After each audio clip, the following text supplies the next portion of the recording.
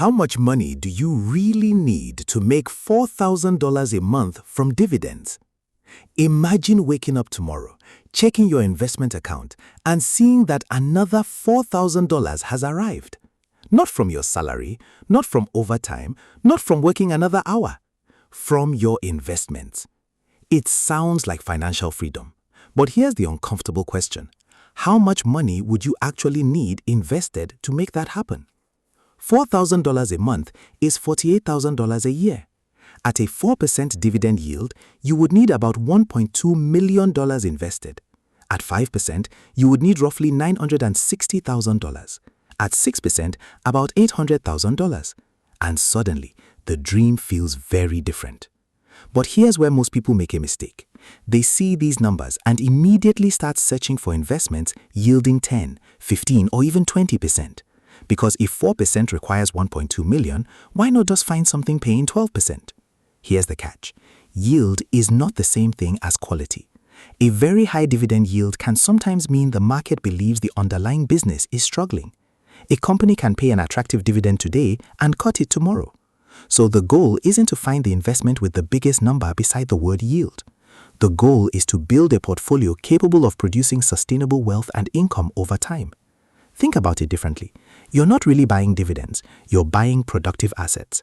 When you own part of a profitable business, that business can potentially generate earnings, reinvest capital, grow, and distribute some of its profits to shareholders. And something fascinating happens when you don't spend those distributions. They can buy more assets. Those assets can produce more income. That income can buy more assets. Now you're no longer depending entirely on your paycheck to build wealth. Your capital has started participating in the process. But there's an important reality here. If you're starting with $5,000 or $10,000, dividends probably aren't going to replace your salary anytime soon. And that's okay. This is where people often confuse the accumulation phase with the income phase. When your portfolio is small, your biggest weapon isn't dividend yield, it's your contribution rate. Imagine two investors. The first spends years searching for the highest yielding investment but contributes very little.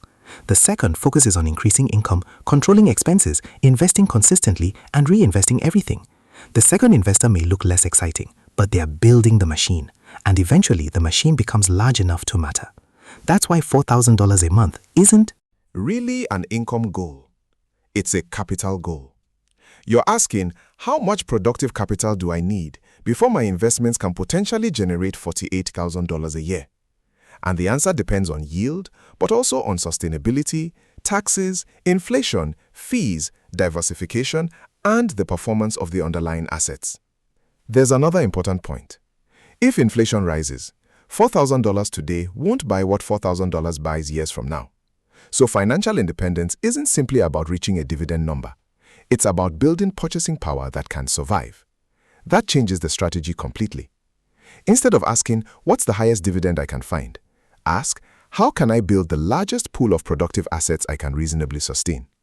Earn more, save more, invest consistently, reinvest intelligently, diversify. Avoid taking unnecessary risks just because they promise a faster result.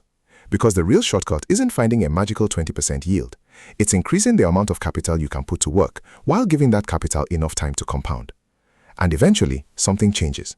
You stop asking your investments to make you rich. You start asking them to support the life you've already built. That's the real meaning of $4,000 a month. It's not just $4,000. It's evidence that your capital has become productive enough to create meaningful income without requiring another hour of your labor. So, don't obsess over finding the perfect dividend stock. Build the capital, protect the capital, grow the capital, and let the income become the consequence.